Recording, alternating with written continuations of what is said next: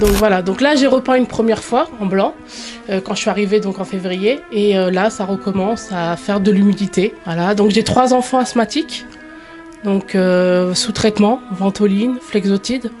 Ils le prennent tous les jours, matin et soir, parce qu'ils ont des grosses crises d'asthme dues à l'humidité. J'ai appelé le GIREP pour la ventilation et en fin de compte il y en a mais pas assez. Elle n'est pas forte la ventilation et j'ai plein de moisissures, voilà. Et mes enfants, ils toussent. Et les enfants, par moment, vont jouer à cache-cache ici.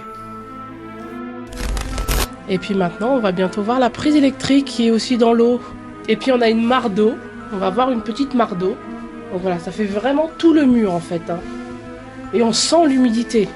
Et cette dame, bien sûr, a des enfants. Hein. Son enfant est handicapé, le monsieur est handicapé. Et la dame aussi est handicapée. Mais le GIREP a été prévenu, n'a rien fait. Donc un enfant qui glisse, danger. Alors là, on se trouve devant le côté du jeu d'enfants où nous avons le sol qui est complètement abîmé. Mais nous pensons aussi aux personnes handicapées qui passent régulièrement là. Et en plus, le soir, lumière éteinte. Donc quand vous rentrez, c'est très très dangereux. Donc je suis une mamie que je connais depuis un petit moment qui a une fuite d'eau. Donc c'est une dame handicapée aussi. Et on voit là qu'il y a du relief. Donc elle peut tomber à n'importe quel moment. Elle a été envahie par les cafards. On a dû trouver un moyen de s'en débarrasser. Donc on a acheté des produits, nous, efficaces, que le GIREP nous donne des produits, mais qu'en fait ça les attire. Donc on s'est débrouillé comme ça, entre voisines, à acheter du produit pour essayer de s'en débarrasser. Maintenant, mamie, tu n'as plus de cafards. Voilà. Depuis le 4 septembre, de 17h le soir et jusqu'à 6h du matin, nous n'avons pas du tout d'eau chaude. Les enfants qui vont à l'école, qui sortent de l'école à 4h30, le temps qu'ils rentrent à la maison avec les parents, donc non plus n'ont pas de douche. Je vois mal un enfant à 6h du matin ou à 6h30 prendre une douche. Bon, alors derrière ici c'est la crèche, hein, et ça c'est le mur d'isolation de la crèche. Alors en dessous le porche du 10 Maryse Bastier, nous avons des trous qui sont assez dangereux pour les enfants qui jouent à ce niveau-là. Nous avons déjà vu des rats qui se trouvaient dans cet emplacement.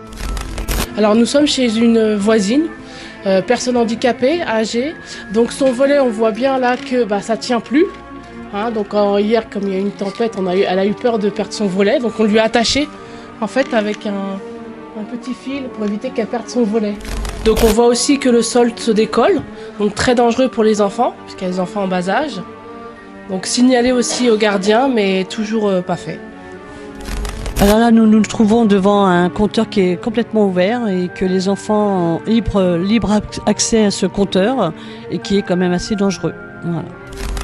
Quand on est dedans, voilà, et les cellules ne regardent pas la personne qui est là, se referment. Bon, moi je suis assez fort, ça va. Quand c'est des petits gamins, ou même ça peut faire quand même beaucoup plus mal. C'est interdit.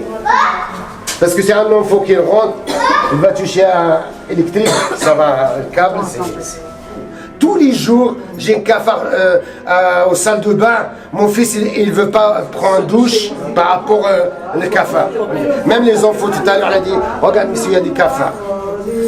Et ma femme, il est malade. Il est malade, son médecin traitant l'a dit ok, parce qu'il faut changer l'appartement. La deuxième chambre, on ne peut pas y vivre. C'est humide, moisissure, donc mes enfants ne peuvent pas dormir dedans. Donc on dort à 4 dans le salon.